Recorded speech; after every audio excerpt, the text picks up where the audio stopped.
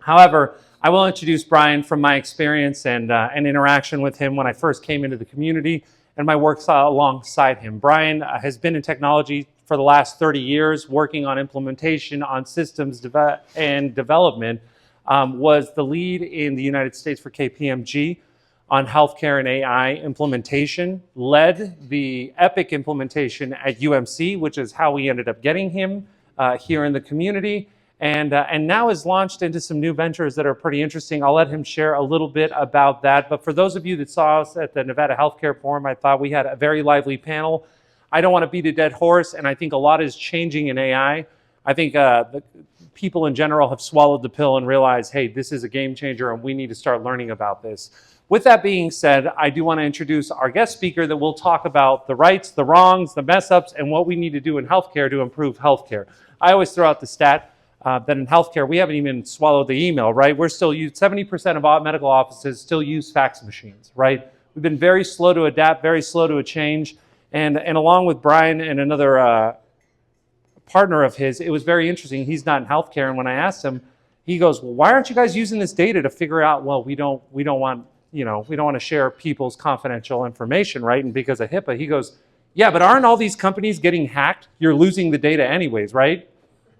Well, yeah, that's true. So what you're afraid of is happening to you guys already, and you're not pushing forward as a result. You're getting none of the benefit and all of the negatives. And so Brian will be sharing on all of that this morning. If we can get a round of applause for Brian Rosenberg, and welcome up to the stage today.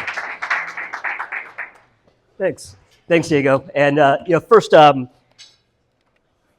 just to get out of the way, what's up with the crazy glasses he's wearing? She mentioned that. So I just had. Is the microphone working? Yeah. Okay, good. Yeah, so I just had cataract surgery. I got light adjustable lenses, and they can actually adjust my vision using UV light. However, and they're doing this over the course of about a 6-week period where they make small tweaks to my vision. However, UV light can also change my vision unexpectedly. So as a precaution, I wear these special glasses that block out the light. So just evidence that I don't wear them all the time. But after wearing glasses since I was 7 years old, or contact lenses, I actually will have perfect vision for the first time in my life in a couple of weeks. And I'm very close to that right now. So it's very exciting. As Diego mentioned, I did decide to lean into the theme a little bit. I actually was not planning to. I had a different theme for a prior version of this presentation, but I ended up changing that presentation quite a bit for this audience, and then thought, you know what, I'm just going to go with a theme. I will share what the previous theme was very briefly at the end for a very particular reason, but I decided to go with it. But I also decided I can't use "winter is coming" because you're probably tired of that line, so I'm digging a little bit more into lore. And also, I was a Game of Thrones fan before the HBO show, so before it was cool. So I definitely figured that I'm not going to get another opportunity to use Game of Thrones in a presentation in my career, so I might as well take advantage of it now. So what we're going to be talking about is really about how AI is changing healthcare operations. And I'm sure you've heard presentations about AI and about different products. We're not going to be talking about a particular product. We'll talk about some ideas of use cases, but we're not focused on a particular use case. We're talking more about how the industry is going to change as a result of this technology, and whether or not this is the real thing, whether or not this is really happening.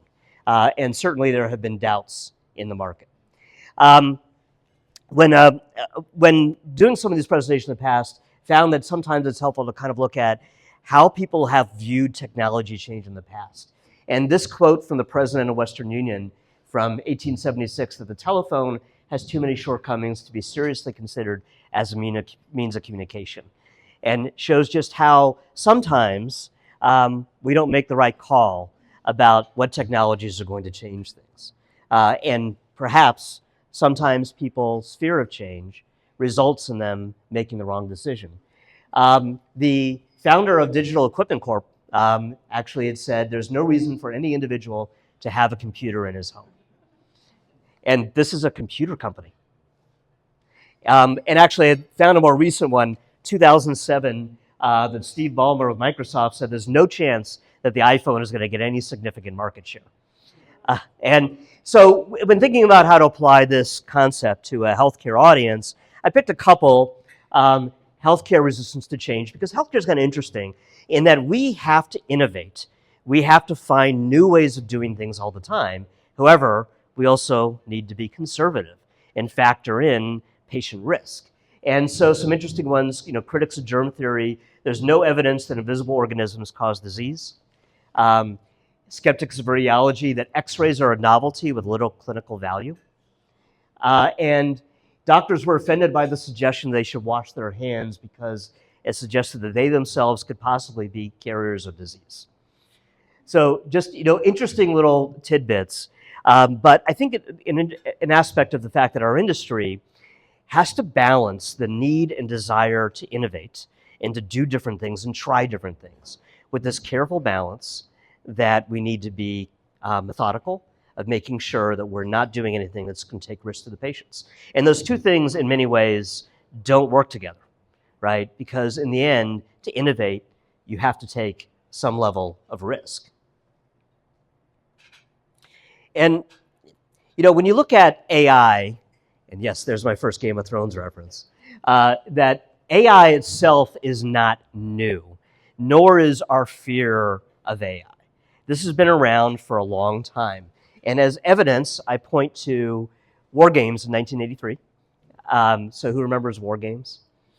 Yeah, so great movie. I actually watched this with my kids a couple years ago, but then I rewatched it again about a month ago, and it holds up really well, surprisingly. So Matthew Broderick is like a 16-year-old who hacks into his school computer system to change his grades, and then hacks into the Department of Defense system and activates an AI that's starting a nuclear war. Oops. So this is a early example of how our fear of technology became part of pop culture, and how we started to look at things differently and think about the potential for technology to create significant harm, and for AI to create significant harm. But this movie, so dating myself, but I was 13 years old when this movie came out. This movie is an ancient movie to my children, and talks about technology that we're afraid of and we're thinking about right now. But there's a movie that made AI even more scary just a year later. The Terminator came out, which is literally a movie about AI taking over the world. And there was Terminator 1, and then a few years later, Terminator 2, considered to be one of the greatest action movies of all time. There were, believe it or not, 4 other Terminator movies, which probably would have been better if they'd been written by AI. But this is still something we're thinking about today. And I saw James Cameron's doing his rounds right now for the Avatar movie, which releases today, I think. And he did mention that they're talking about making a 7th Terminator movie that he would direct. So, and he would specifically focus more on the idea about AI being the bad guy as opposed to a giant robot. But businesses have been using AI for a long time. And, Netflix is using AI to tell you what movies you should watch, like the Terminator, if you're interested in AI. Visa, MasterCard using AI to detect fraud. There's AI in everything that we're doing right now and has been for a long time. So that in itself is not new. That's just been a part of how things have been done. And we've been using AI in medicine and in healthcare for a long time. Clinical decision support, imaging, we've been using AI. These are just some examples. Natural language processing uses AI. This has been a part of what we've been doing. So in and of itself, AI is not new. So why is everybody talking about this all of a sudden? And why is this a big part of what people are discussing and talking about changing the industry? And that's really about Gen AI has been what's been changing things. Just to sort of level set the terminology a little bit and what Gen AI is and why it's different and how that's going to start changing the way we're talking about all of these things. So ultimately, the speed of data is accelerating to the point that as humans, we cannot absorb all the data fast enough to use it. We expect doctors to see patients every 10 minutes, and yet know everything about their medical history before they walk in the door, spend the time with the patient, and then document everything. When that medical history is getting bigger and more complicated, all the surgery history, all the medical history that they have. And the reality of it is that there's just too much information out there. We've done a great job as an industry at gathering data. We haven't done a great job of summarizing data in a way that's actually actionable. So AI can take large amounts of data and it can generate intelligent answers to questions. And this is, if you've all played around with ChatGPT or Gemini or any other solutions, this is ultimately what it's about. It's taking a large database of information and it's helping you to get to the right data, or what it thinks is the right data, to solve the question or problem that you have. And that's the real power. And ultimately, AI can explain. Generative AI can explain, it can summarize, it can take large amounts of information, it can provide it back to you in a useful, summarized way. So, for example, with a medical record, it can summarize for the provider what they need to know about that patient before they walk in the door. Does that provide them with everything about that patient? No, that's the point, summarizing. But in theory, it's providing them with exactly what they need to know in order to be able to treat that patient in real time. Prioritize that information and figure out what's more important than what else.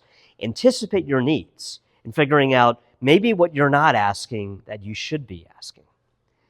Compare data and contextualize and be able to understand the context of what you're asking to be able to give you a better answer. And all of this is so much more powerful than the AIs that exist today, which are ultimately algorithm-based and learning based upon its experience, that now it can take vast amounts of data and use it to try to figure out what you really mean and what you're really asking.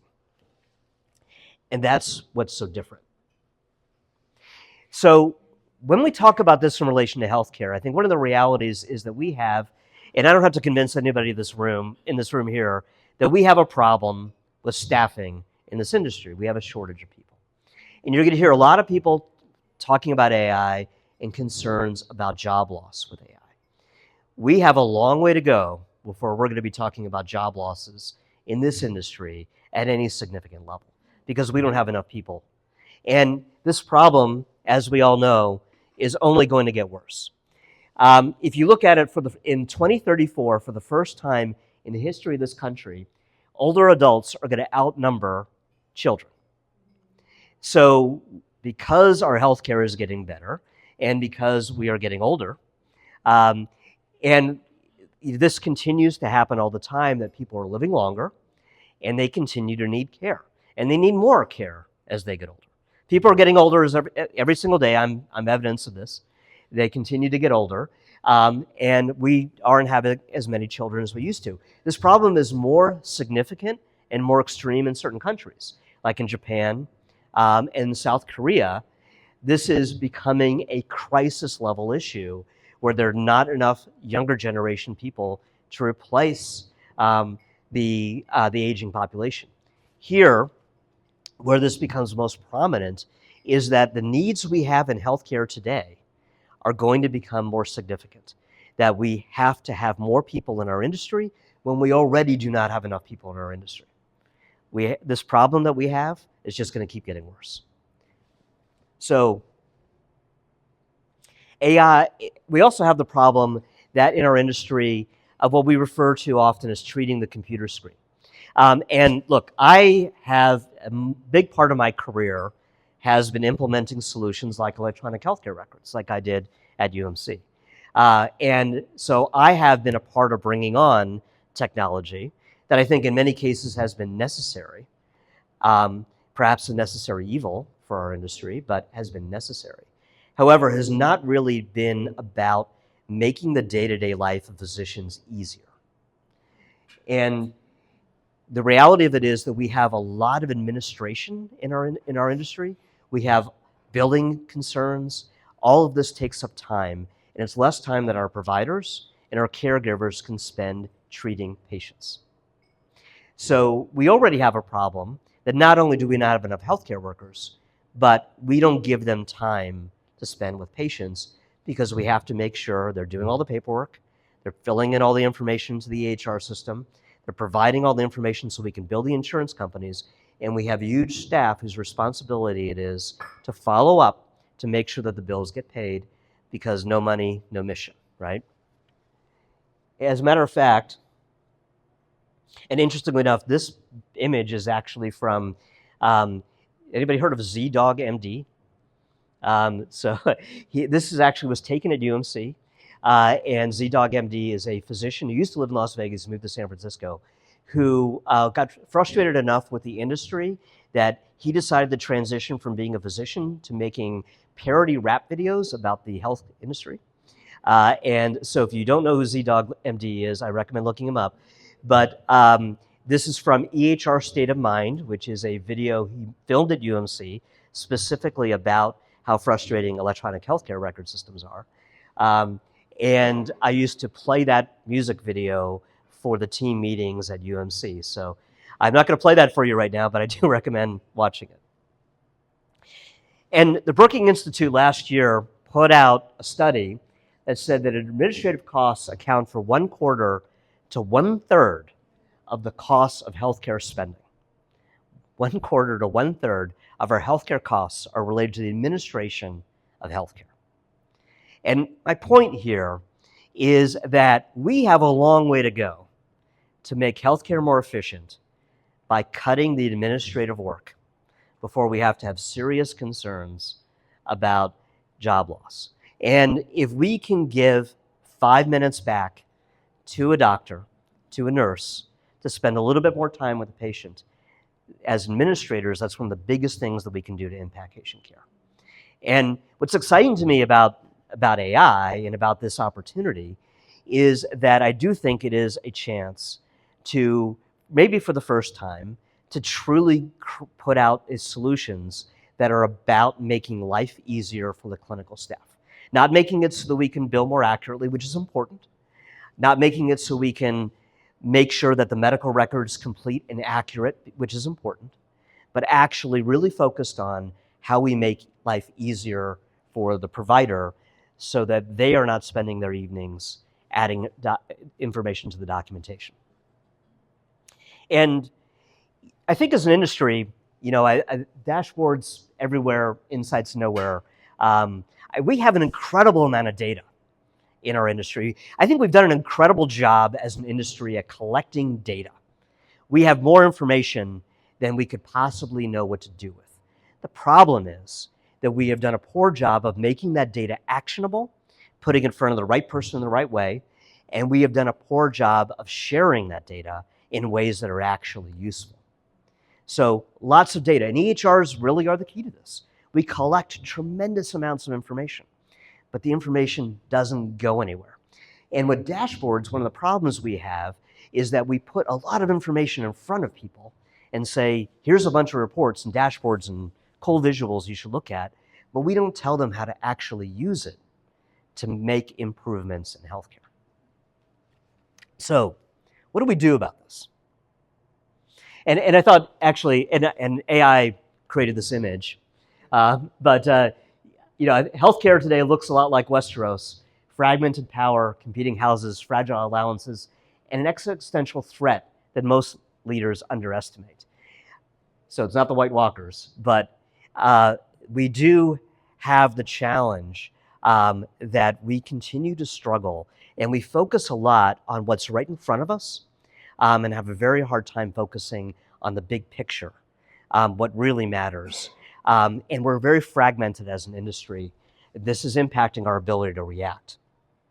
And one thing I want to mention here, just about, well, we'll get into the data in a second here, but I think one of the big concerns about AI, and this is a legitimate, real concern that we need to talk about, is that AI can hallucinate. And I struggled a little bit to find a quote for this. Found this quote from Sam Tartley. I actually don't remember this one. But sometimes a man has to make hard choices that might look wrong to others. And the reality of it is that sometimes AI is wrong. And I see this every day, honestly, in using AI as a part of what I do. And I think one of the challenges that we have is a lot of particularly younger people don't know that AI is wrong. right? And I think this is actually where, as not younger people, we have an advantage that we understand what we're asking AI and whether or not the results that we're getting make any sense. So AI does not eliminate the need for human in the loop, nor does it eliminate our responsibility to make sure information is accurate. But AI can hallucinate. And there has been a couple of incidences with Deloitte in particular, so I'm going to pick on. So I did mention that I was former KPMG, so I'll just point out Deloitte is KPMG's biggest competitor, but this is what's in the news right now. And I don't think this is Deloitte's fault any more than anybody else, but it's a good opportunity to make the point. So Deloitte put out a report in Australia where Gen AI referenced some examples that turned out to be made up, right? And as bad as that was, about 3 weeks ago, it happened again in Canada. And what happened in both of these cases is that somebody, and I know how these firms work, somebody was responsible to put together a report and used AI to help them, and there's nothing wrong with that. But then they didn't actually verify the information. They put it in a report, and a partner or somebody at a high enough level that they should have known better did not actually read that report before it went in front of the client. And so what happens is AI is wrong, and it makes big news. Can AI hallucinate? Absolutely. You know who else can hallucinate? People. People are sometimes wrong. As a matter of fact, quite often wrong, either because they are misinformed or because, like AI, they have bad information and bad sources, right? So AI is no different in that respect. And as a matter of fact, I think part of what we're particularly concerned about this in healthcare is that the dangers seem more significant. There's a book called The Digital Doctor that was actually required reading on several of my projects, including the UMC project. In this book, there is a story about an Epic implementation where a nurse overdosed a patient right after go live because the Epic system told them to give the patient a particular dosage, and the nurse followed the instructions and gave the patient that dosage. The reason this had happened is because in the setup of Epic, one of the hundreds of people who were involved in that project accidentally put a decimal point in the wrong place in the setup. Simple error to make, right? Very simple. But that carried through. Now, I could argue that the nurse should have noticed that the dose didn't seem right and adjusted. But it definitely points out that these things can happen, that errors are going to happen. And that was not AI. This is just a simple setup error, but these things can happen. And we are very concerned about clinical harm, financial harm, operational risk, risk to trust, particularly in our industry, right, where the reality of it is that a patient could be harmed. And this is something that I've lived, a part of every technology implementation I'm a part of.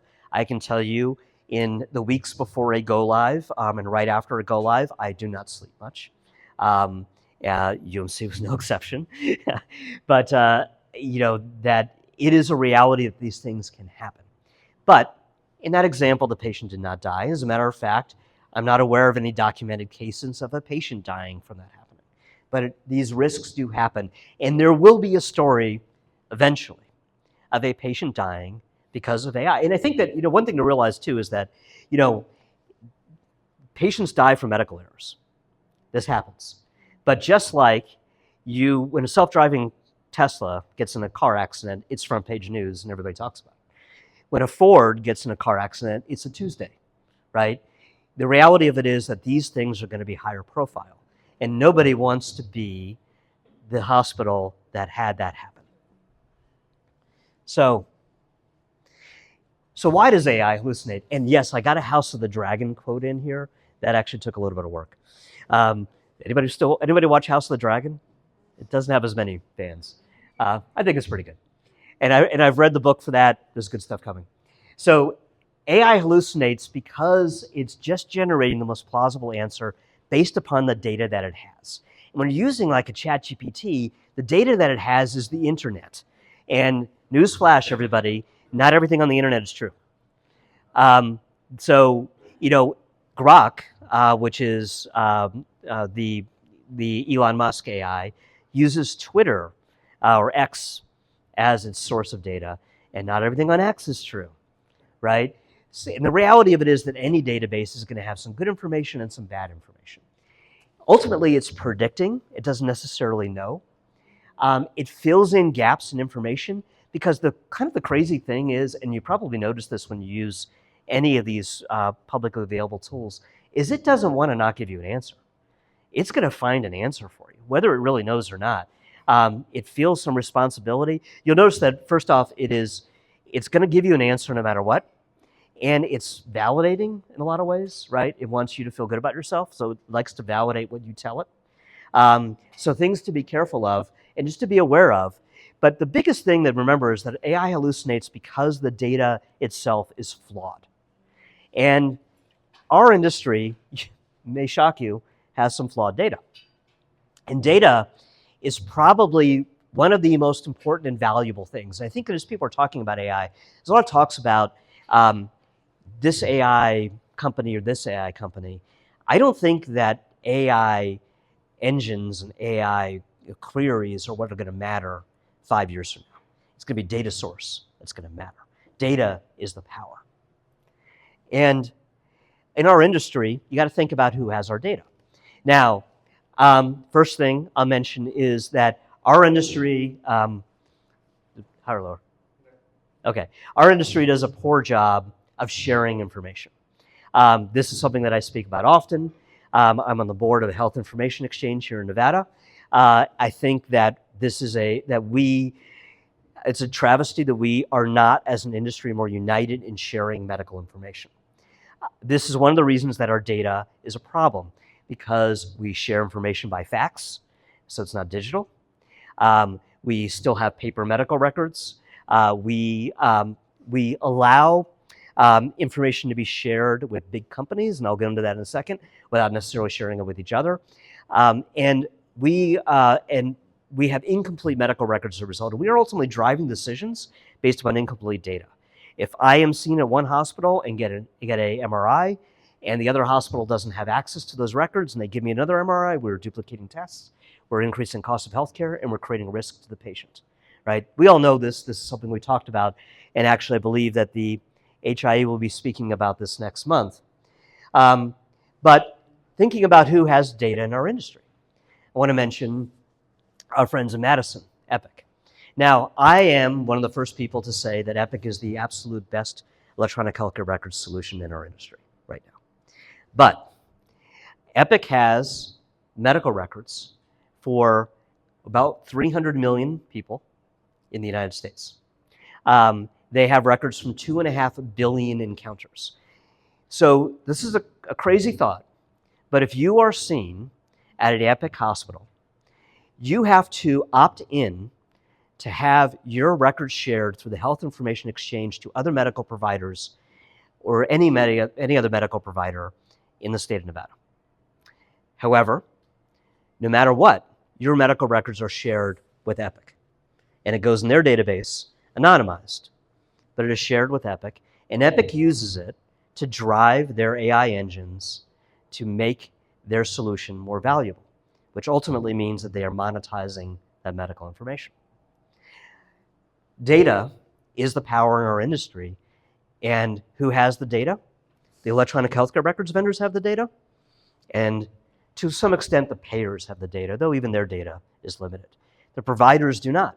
The people providing care have the least amount of data in our industry. Just think about that when sink in, because that's something we need to change and we need to fix. Now, interestingly enough, this is actually just a couple days ago that this came out. It was December 10th. The state of Texas filed a lawsuit, an antitrust lawsuit against Epic. It'd be very interesting, something we'll watch very closely to see how this goes. There have been some other smaller companies that have filed lawsuits against Epic. This one, I think, might stick. But some of the things that they claim is that they cover 90% of US residents in their medical data. Um, and Epic has about 60% of US hospitals, but they have the larger hospitals. Small community hospitals can't afford Epic. So it is generally the larger hospitals. And when you look at it as a percentage of beds or percentage of patients, it's a much higher number. They mentioned that Epic uses exclusionary tactics, that Epic is a gatekeeper of data, and that they prevent partners, customers, and employees from developing competing products. And as a result, they're operating an illegal monopoly. I think this is one I've watched very closely. I think that many of the cases in the past against Epic, I think, have had very little traction. And they've been, in many cases, people who probably had the wrong reasons to want to access that data. But the reality of it is that Epic is a gatekeeper for a vast, vast amount of medical data. Very powerful data. Epic can do things like what's called lookalikes, where if I am seen at an Epic hospital, an Epic provider can say, I have an unusual case, find me patients who have a similar mix of symptoms, so I can call up those providers who provided that care and compare notes. Very powerful. I mean, these are things that we want to have happen. But why is Epic the arbiter of that data? So I think this is going to be a very interesting thing to watch. And it's also very interesting to me that in states like Nevada, you can require people to opt in to share medical records between providers, but you don't have to opt in to share your medical information with a for-profit healthcare system, a for-profit electronic healthcare record system, which a lot of people don't realize is one of the largest privately owned companies in the world. It's not a household name. So when you look at sort of when you think about sort of the possibilities with AI agents, AI agents never get sick. They never go on vacation. They're available 24/7. When you think about how AI can help to drive improvements, I'm going to go through some different examples here. But one of the biggest fundamental things as we think about all these use cases is the idea that AI agents are 24/7, right? They're always available. And they can personalize instantly and in real time. And this is happening now. They never have bad days because even the greatest customer service people in the world have bad days, and that comes across in the way they talk to people. And when you look at our industry too, a lot of times, how do people interact with our industry? They're going to the front desk of a doctor's office, and that person has 20 patients waiting in the waiting room, complaining about I haven't seen the doctor yet. The phone's ringing. They're getting questions by email. They're trying to look up the insurance information for the patients. All these things are happening in real time. How can they possibly provide dedicated time to that patient? One of the biggest things that I really think is one of these things that is really giving time back is ambient documentation. And this is, I think, one of the most exciting things that's happening in real time right now. The ability for AI to listen in on your visit and create the documentation in real time for the doctor and pick up what's important and what's not important. So it's crazy to think about, but it knows not to put in the medical record, when you're talking about where you're going on vacation or what the kids are doing in the visit, but picks up all the medical information. It's really fascinating. And there's some great solutions in the market right now doing this.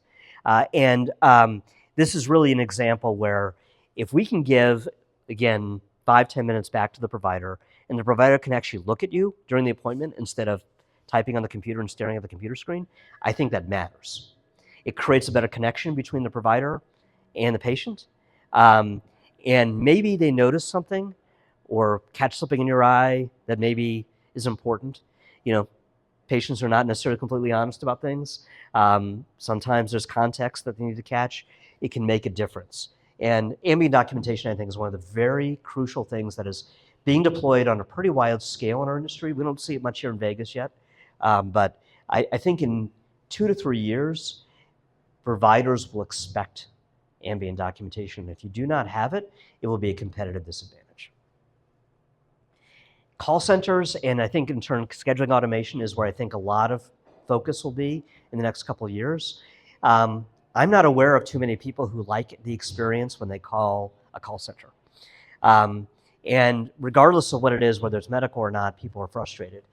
I have a tendency to go towards providers who have online scheduling, because I don't want to call and wait on hold for 20 minutes and then and go through the whole process. I want to be able to reschedule really easily. I want to be able to look online and see when I have an appointment. And I think generationally that's becoming more and more true. But there are many people who do like to call. And the reality of it is that when they call, it's not just that the experience has to be more like, what AI can do is I just conversationally say, hey, hi, I'm calling, I need to have an appointment with Dr. So-and-so. I'm available next Wednesday between 3 and 5 and on Tuesdays, except for the kids have soccer practice from 10 to 11, so I can't do that time, and I'm on vacation the third week of January. And it can take that kind of information, and it can understand it and come back and say, look at the schedule, and come back and say, oh, we have an appointment available on Tuesday at 4 o'clock. Will that work for you? Yes. Okay, here's the information I need, and do all of that in seconds. Much faster than a human can look it up, and be nicer about it in many cases, and understand the context in many cases, not put them on hold because it's 24/7 and it has no capacity limitations.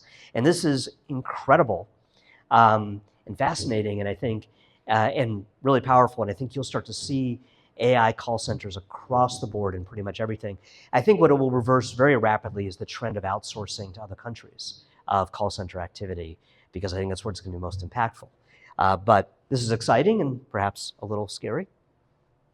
Revenue cycle, and I will mention that it's kind of funny because this slide was AI generated, and to my point about there are some errors on here, and I'd rather just leave it because it is a reality that you have to pay attention to that kind of thing. But revenue cycle is an important area where we have opportunities for automation. Our billing process is ridiculously complex, and one of the biggest reasons we have complicated EHRs and complicated processes. And we have lots of situations where insurance claims can be denied. AI is a chance for us to be able to get the billing right before it goes out the door and follow up on things in real time. A lot of times claims get denied and it sits because we don't have enough people to follow up on it. And it could take weeks or even months before anybody follows up. And by that time, the insurance company finds another way to deny it, or they have limitations as to how long you have to file it. These are real situations and problems in our industry that are preventing us from being able to get paid, and the insurance companies take advantage of this. Insurance companies are also using AI, by the way, on their side. So there's a little bit of an AI race between the insurance companies and the providers, and it's important that everybody stay in that game at the right level. But AI is going to become, AI use cases for revenue cycle are going to be a big focus in the next few years. Report generation, being able to create reports in real time. The days of requesting a report from your IT department and waiting 6 months to have them give you something totally different than what you asked for are gone. That we're going to go now to natural language processing, where you just say, hey, I want a report that shows all the expenses for my department for the last 6 months, break it out this way, put in percentages, and it will just adjust it for you in real time. Epic's starting to do this. Many other solutions will follow. Like I said, Epic is ahead. They have a lot of money to put into R&D, a lot of other solutions, but everybody's thinking along these lines and using AI to create these kinds of solutions. Supply chain, which includes using clinical cases. What do we have upcoming in surgery? So we make sure we get those, we get everything that we need, and that we can detect whether or not we received that product. And if we have to reschedule something, we can do it all in real time, rather than realizing the night before that we can't do a case because something didn't arrive. You get into a lot of use cases around supply chain, around expiration management, recalls, and other things that we can use AI to drive. And certainly, I think when we get into research, drug research, the capabilities that we have to use AI to speed up research, to be able to identify audiences better. You think about how refined we can personalize medicine in the future with AI. Again, you look at the vast amount of data, and we can get very, very specific to find out this is the exact medical history of Brian, and I can compare across millions or billions of patients to find ones with similar cases and find out what medicine has worked better for them. what interactions with drugs have been a problem for them, and we can refine and personalize medication at a level that just hasn't been practical. And I think that's really where a lot of the power is going to come down, is truly personalizing medicine. And when you think about, Elon Musk made a statement recently that in 10 years, robots will be performing surgery. And I kind of laughed when I heard that, because robots have been performing surgery for about 20 years, right? The Da Vinci robots, right? Now, will AI actually do more, and will you have true surgeon, human out of the loop surgery in the future? Perhaps. That scares me a little bit. But then again, these self-driving cars, you've got self-driving cars using AI driving up and down the Las Vegas Strip now. I haven't actually been in one yet here, but I rode in one in San Francisco. And when you think about the idea that the millions of decisions that we make every second that we're in a car, and that AI can replicate that, it makes you think maybe the idea of an AI performing surgery isn't that crazy. And certainly the idea of AI figuring out what you need for a surgery and making sure you order it on time doesn't seem crazy. These ideas, the capabilities, are incredible. There's a lot of question about, are we in a bubble with AI? And you hear this in relation to the stock market all the time. And, I thought really interesting, because I think the answer to this is absolutely yes and absolutely no. What people talk about the dot-coms a lot in comparison. And when thinking about this, one thing I noticed is there's a ton of companies out there that are putting out AI, and everybody rebranding themselves as an AI company overnight. And you probably, as healthcare administrative people, have tons of companies calling you up trying to sell you their AI solutions. And many of those companies will not exist in 3 years, 5 years, certainly 10 years. And the one that made me really realize that we probably are in a bubble was the Neo robot. Did anybody see this thing? It's a robot that will go around your house and do your chores for you. There's actually no AI in this robot. It's actually somebody with a Apple Vision Pro VR looking through the eyes of the robot and moving the robot with their hands to do the chores in your house. And it's pretty comical, because you can watch it like try to load the dishwasher. And it's fun to watch. But it made me realize that selling that as AI is why AI is in a bubble. The reality of it is that if anybody does come up with a robot that can fold the laundry, it will be the greatest invention in the history of mankind and save many, many marriages. But we do not have that yet, and that's probably harder than performing surgery. But also I would look at it and say that was there a bubble in 2000 when the dot-com crash happened? Absolutely. Because every company rebranded themselves as a dot-com to try to raise a lot of money. And people gave them crazy amounts of money. But you know what? Every business is a dot-com today. Every business is a dot-com today. Every business uses email. Every business uses the internet. And I think AI will be there in 5 years, where it's not a question of if you use AI or not. Every business will use AI.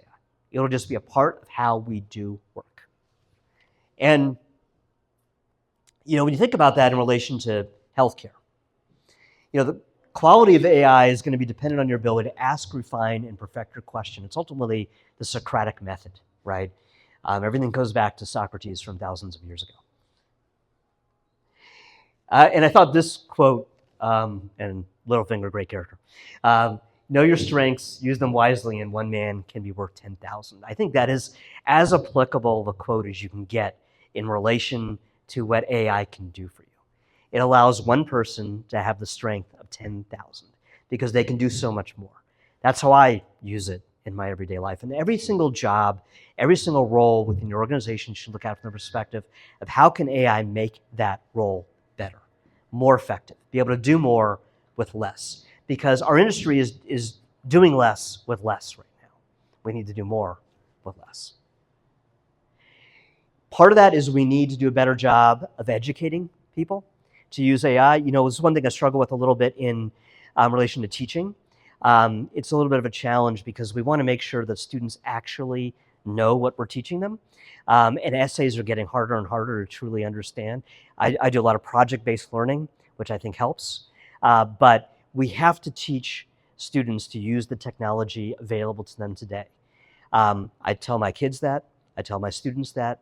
And as a result, if we are not encouraging them to use AI as a part of doing their assignments, then we are not preparing them for the future workforce that they're going to go into. And this is going to be a part of how we need to be looking at education. But relationships and people skills are going to matter more than ever before. People want to buy from other people. They want to work with other people. Project management skills are more important than ever before. So ultimately, there's another one, in battle, discipline beats numbers 9 times out of 10. And I think as you look at applying AI to your organizations, remember that interpersonal skills have to be combined with project management and change management. You hear a lot about how AI projects are failing. It's all over the news. Here's the problem. People treat AI as a technology, as a tool. They think of it as something that I turn on and now it's in use. No technology actually works like that. The reality of it is that no matter what it is, whether it's electronic healthcare records, whether it's ERP software, whether it's Microsoft Office, whether it's email, if you do not teach people how to integrate that technology into their workflow and how to make it a part of their daily lives, then you're just turning something on to turn something on. And too many AI technology companies are selling technology as opposed to selling solutions. This is a problem in the industry overall, and I think you have to combine it with strong project management and change management to get to actual results, to get to adoption. And I think that's part of where there's a lot of opportunity to do this better. But AI in particular, I think, is a technology that is not just about turning it on. Yeah, you may have ChatGPT in your organization. That does not mean you're AI enabled. And I'll also add, particularly when talking about something like ChatGPT, if you do not enable your workforce, they will use AI the way they think is appropriate, which may be inappropriate. And there's a lot of risk with AI of medical records getting out. People seem to forget about HIPAA when dealing with AI. They think if I upload something to ChatGPT, it doesn't get shared. There is options to turn it off. But there's going to be a lot of opportunity in creating data models and data for individual organizations. And change has to be top down. And I thought this, great Ned Stark quote, by the way, that each organization needs to develop a plan, an AI strategy for their organization. Ultimately, regardless of what they're going to adopt or how much they're going to adopt, you have to have a strategy. You have to have governance. You have to have good data, because data is going to drive AI. And that doesn't mean, because you can drive AI not off of the public data, but off the data that you control and have cleansed and have refined to the way that you want it to be used. Teach people how to use AI responsibly, really rethink processes, keeping humans in the loop, because that is a part of it, and teaching humans to challenge AI, use it, but not to assume it's always right. Again, I think that that's where people who have more experience have a benefit. I do worry, how do you get experience, right? If AI is doing a lot of these jobs, a lot of these tasks that usually we do in order to get experience, we have to find new ways to give people experience. And then we need to pilot ideas, measure the results, and expand them. This is basic concepts of rolling out change, but are very important to apply to AI. And part of that, you mentioned that, so myself as well as Earl Hall, who some of you may have seen at the Nevada Healthcare Forum, are doing an event in Canyon Gate. Actually, it's here. I just realized that. We're doing an event on February 21st to help companies, not necessarily just healthcare providers, to develop AI strategies, where we're doing an all-day workshop. And we are going to be doing more types of events in the future to help companies to develop AI strategies, roll out the right AI, choosing the right solutions, and then deploying them in the right way in driving change within organizations. It's something that I see as a big opportunity and something that I want to be a part of.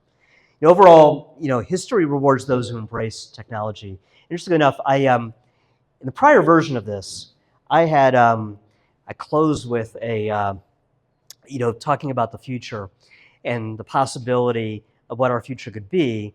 And I had a slide where I had from the Terminator, where like the entire world has been destroyed, and there's the Terminator from Terminator 1 and 2. And so I thought this was appropriate for this audience, for the Game of Thrones theme. And, this is what we don't want AI to be. And I think what we're all afraid AI can be. And we have to take control in order to be able to get there. And the alternative that I showed in my prior presentation was a happy quote about how things can work out with AI. And I looked all over the place, and I was up doing this like till 11 o'clock last night, trying to find a happy ending quote from Game of Thrones. And this may surprise you, but there's no happy quotes from Game of Thrones. The only thing I could find that was close was this one. If you think this has a happy ending, you haven't been paying attention. And I thought, this is completely not the message that I want to send today. But that's the only thing I could find. Ramsay Bolton, scary character. So I am going to break off of the theme and go back to the old theme, because I had a much happier theme in my prior version of the presentation, because it happens to be the 40th anniversary this year of Back to the Future. 40th anniversary, think about that. It was my 55th birthday, the same week, the Back to the Future week. So my family took me to go see Back to the Future in the movie theater. They re-released it. And so I kind of went with the whole Back to the Future theme when I did this last time. And so I went with this one, which I thought was a much happier quote. So I'm switching themes temporarily. And then the great Doc Brown quote, "Your future is whatever you make of it, so make it a good one."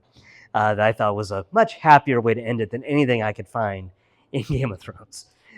All right, so we started a little bit late, and I realized a touch over, but I'd love to get thoughts and questions. Yes? So you brought up war games, which I really appreciate, because that was the origin of like one of the worst, most messed up federal laws we have, the Computer Fraud and Abuse Act, which kind of undergirds all of the hacking laws in this country. It has since the 80s, and it came about this Reagan Sun movie.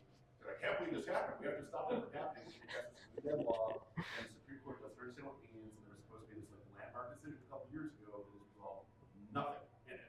So all these breaches, all the cybersecurity, it goes back to that law. So to that point, and I'm glad you brought up Terminator, what other kind of cultural memes do we have that are creating bad ideas that people can act on, regulating AI for or against? Yeah, it's a really interesting question, and I actually didn't realize that connection. So thank you, because I'll be using that in the future. But I think you're absolutely right, and certainly a lot of what we think is from pop culture. Matrix is another movie about AI taking over, right? And the reality of it is that our attention spans are short, right?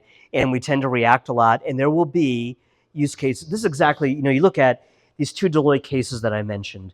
Are they the only instances of somebody making a mistake in an AI report? I can guarantee you it's not, right? I probably read a dozen of them, of people misusing AI information myself this year, right?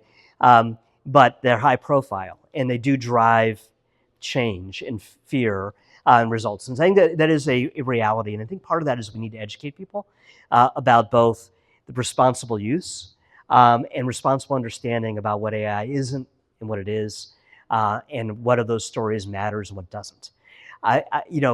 With those particular cases, it could have been the encyclopedia that happened to have wrong information and was misquoted, or Wikipedia, or the internet, or Facebook, or any one of a million different sources, particularly now in an era where people question different news sources. And so as a result, I think that we do need to face reality that we need to naturally research and make sure we're looking at information properly. I think that pop culture can heavily impact regulation, and I think that's a reality. We also going to have balances between state regulation and federal regulation that will be driving AI in interesting directions. I'm so sorry, because I know other people have questions, but yeah. There was just that executive order that came out on Yes. December 11th, where Trump said, we're going to move this over to the Commerce Department, we're going to have this AI parity at the federal level. Like normally when preemption happens with copyright patent, airplanes, like that requires an act of Congress.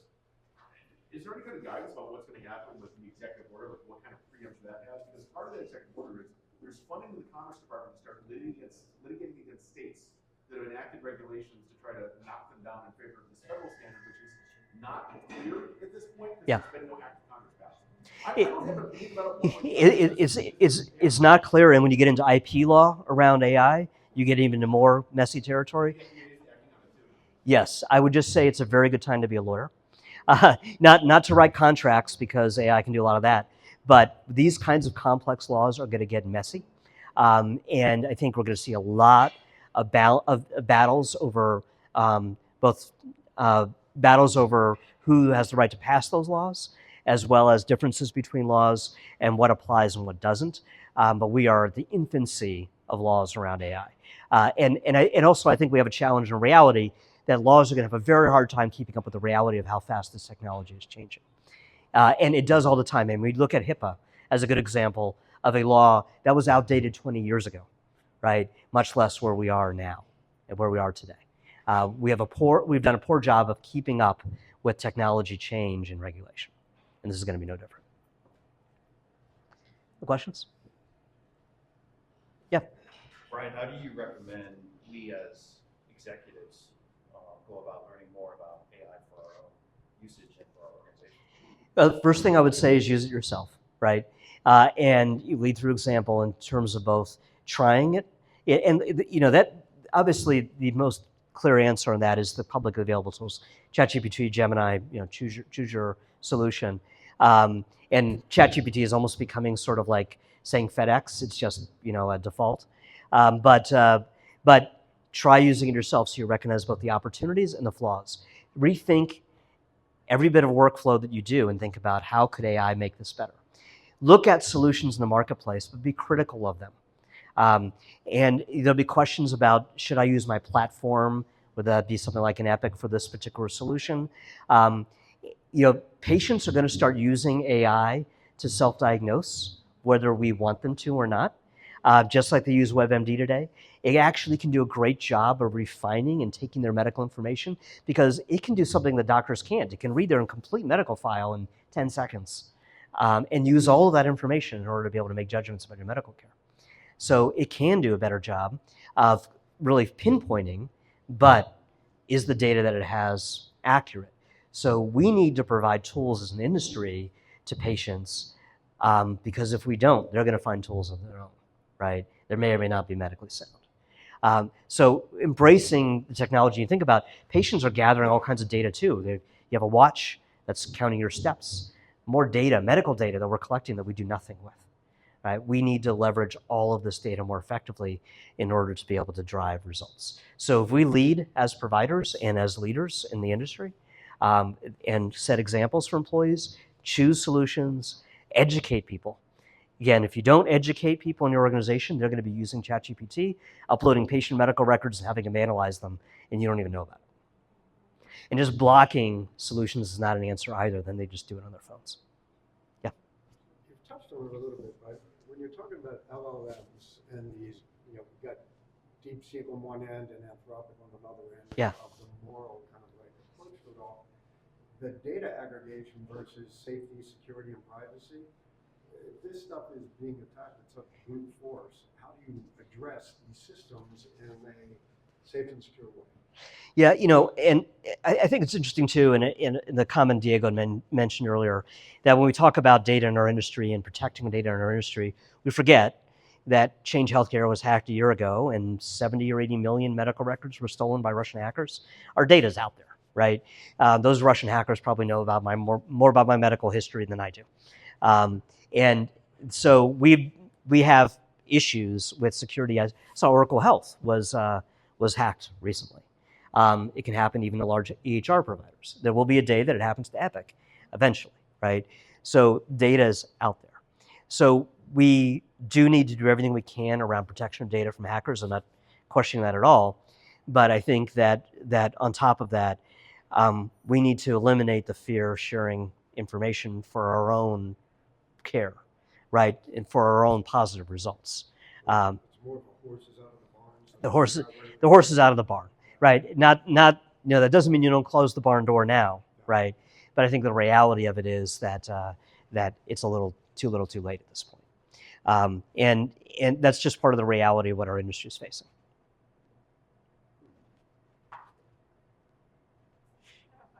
Yeah. So, with the AI, there's so many different areas that are coming to mind. The first one is with our mental health spaces. A lot of folks are using the OpenAI, the ChatGPTs to like self-diagnose and as like sync it with the mass providers. And then I saw quite a bit of legislation about preventing AI from presenting itself as a provider and a physician to try to protect it from bypassing physicians altogether or therapists and things like that. Do you have any comments? Yeah, I mean, there's a few elements of that. I think that first, I don't think that ChatGPT disclosing that it's not a physician is actually going to stop people from using it. Right? I think people know that ChatGPT is not a physician. So while I'm not saying that's a bad idea, I don't think it's going to solve a problem. And again, I think that we need to look at it from the perspective of people self-diagnose all the time. Whether it's going to a doctor, going to WebMD, or asking grandma, they find an answer to their questions, right? That's just part of how we do things. And somebody who's not going to go to a provider for mental care is not going to go to a provider for mental care, whether or not we disclose it. So I think that doesn't mean we don't put the proper warnings there. I just think that's just a reality. And if it wasn't that, they would be doing it with something else. I think we need to put a lot of safeguards. And I know that the AI companies are concerned about that and trying to put safeguards in place. But again, it's no different than anything else. And I think that as we look at that, again, I think you'll see that the laws are going to struggle to keep up. But we need to teach people, and that's not just the people who work for us, but the larger population of people who are patients, which is everybody, to use AI responsible through education. I have this conversation with my kids all the time about how they use ChatGPT, both in relation to their schoolwork and in relation to asking questions. And teaching them to doubt is a part of that. So I don't think you can solve that problem without people really truly understanding the line between what AI is and what it isn't. Do you think there's a way to kind of leverage that? People are going to those spaces seeking those medical answers to say like, hey, you got a real question. Why don't you contact this doctor right here down the street from you? Yes, but that gets into advertising, right? Right. So the doctor down the street is probably going to be depending on the doctor who pays for it. So you get those kinds of things, right? And of course, does that doctor accept your insurance and all these other things become challenges in our industry that doesn't make it that simple, but yes.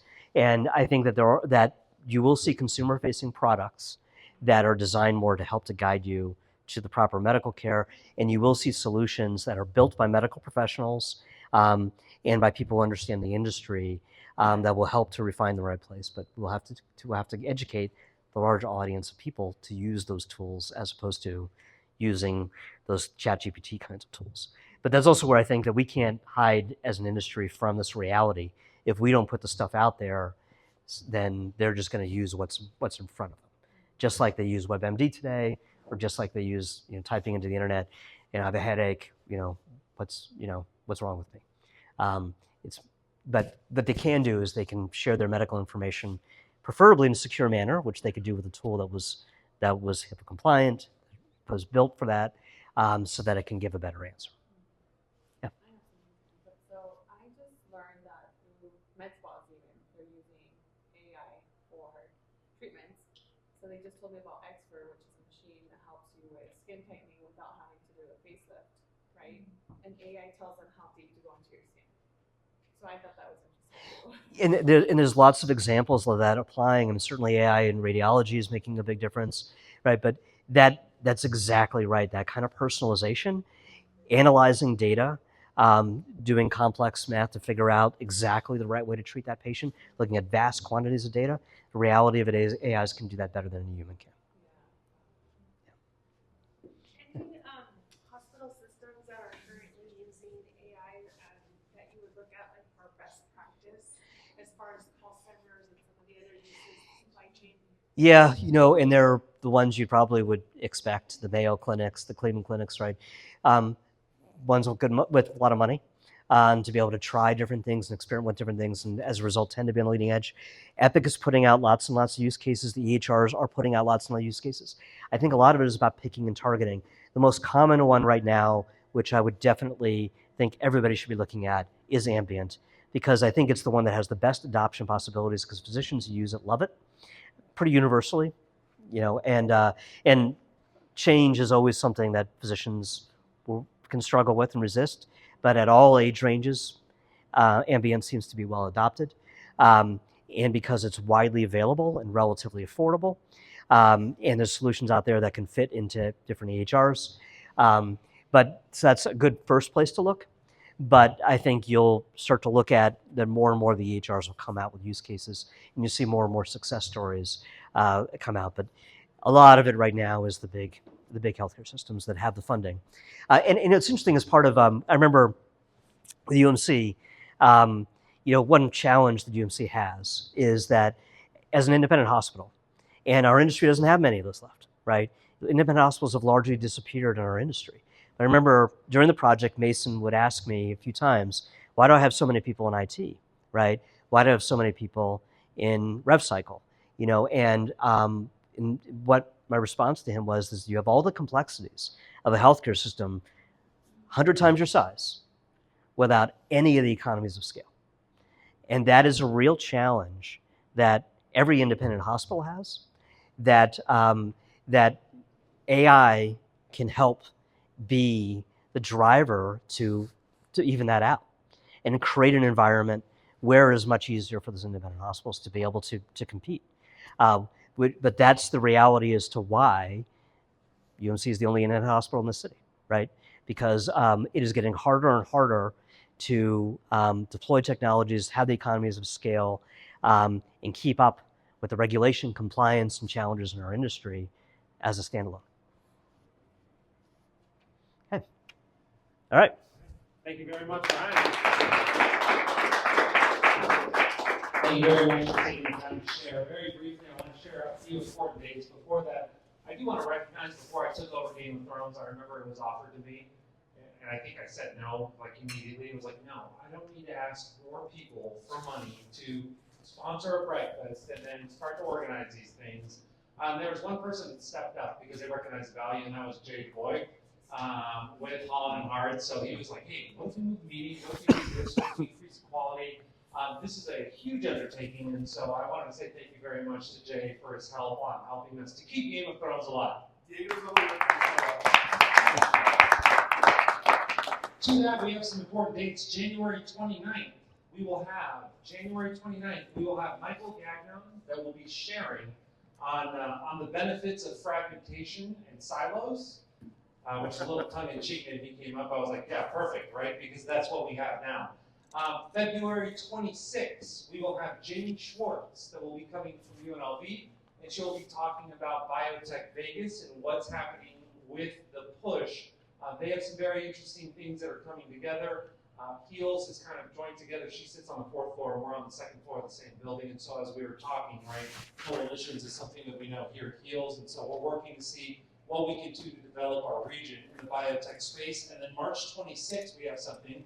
Now that we were speaking about Jay Boyd, I don't know if any of you are familiar, but there was a hack into a plastic surgery office here in Las Vegas. They took all the information, then they went to the provider, and they said, if you pay us, we'll give you the information. They said, no worries, we have backups.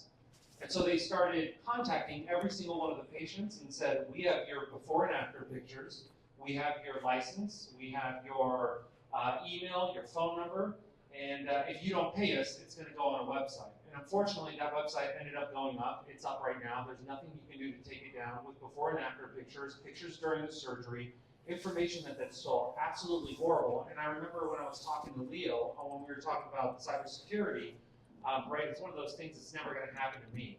And when I remember mentioning that to someone and them saying, man, that's really unfortunate, they're very good surgeons. And so the thought process of, well, whose responsibility is it, right? When I was talking to Leo, well, you can have cybersecurity insurance. And he goes, yeah, but it won't cover if you... And I started realizing that a lot of practices go, well, yeah, no, I'm the doctor. 29-year-old Linda handles all of my cybersecurity. Where does liability land? And so we thought of a very exciting one on March 26th to be able to have dueling attorneys. And so what we're going to have is an attorney that is going to say, this is where I would find you at fault. This is where I would try to sue you. This is the angle that I'd look for. And then you'd have another attorney that's trying to defend. And we are going to have an insurance company that provides cybersecurity to say, this is the gaps that you think are covered that are not covered. Do not wait till something horrible happens to you. We thought it would be a fun dynamic. And there will be more announcements. We do want to have some political panels. So since it's election season, there are certain people we want to hear from. We'll be getting that ready. Sonny's going to be working with us, hopefully, to get the governor here for next year. I mean, before, when he was running, he spoke at a Game of Thrones and he ended up winning. And so I don't want to say we're the reason, but we're not the reason, right?